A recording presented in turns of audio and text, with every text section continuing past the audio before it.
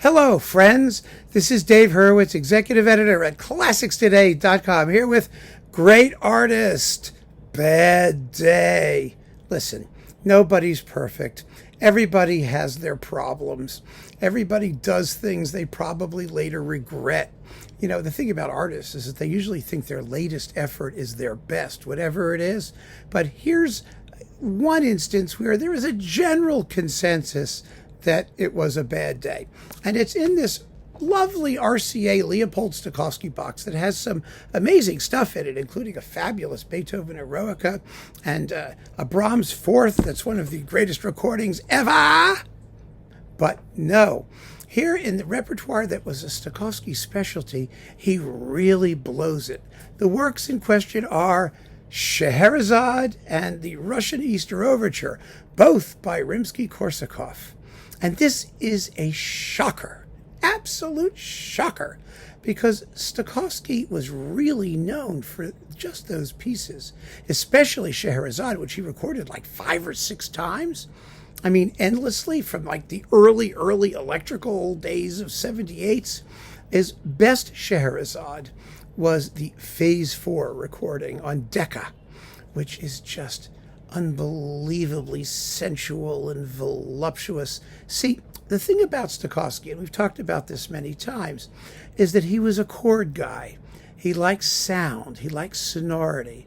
So if he wasn't given the absolutely best, most voluptuous, most multi-mic'd, garish engineering, often his performances came across as quite ordinary and rather dull. It's a fascinating phenomenon. It really is, because, he was known for his tinkering in every way. He changed the orchestration, he made cuts, he rearranged things, he did all kinds of bizarre stuff. He reorchestrated major sections or swaths of music. It's wonderful hearing him reorchestrate Wagner's Magic Fire music. I mean, it's incredible. Really amazing. But it only worked if he could put it across with 150% in your face, total commitment from everybody. And he was fascinated with recorded sound. He always wanted to manipulate the sonics, and he was a technology geek when it came to that kind of stuff. So for Phase 4, where he had 10,000 mics and he could capture every single bizarre twist that he imposed on the music, it's absolutely fabulous. He reorchestrated a lot of Scheherazade. Rimsky's score is one of the miracles of modern symphonic writing.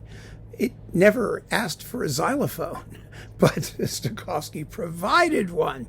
He added several swats on the tam-tam that Rimsky never thought of. There's all kinds of little details and things that get rewritten in Stokowski's version, but they have to be played with such totally shameless abandon, and then we accept it. We know it's wrong, we know it's bad, but it's our naughty thrill. Well, this recording of Scheherazade has far less audio manipulation than the Decca Phase 4 version that preceded it, and that's exactly the problem.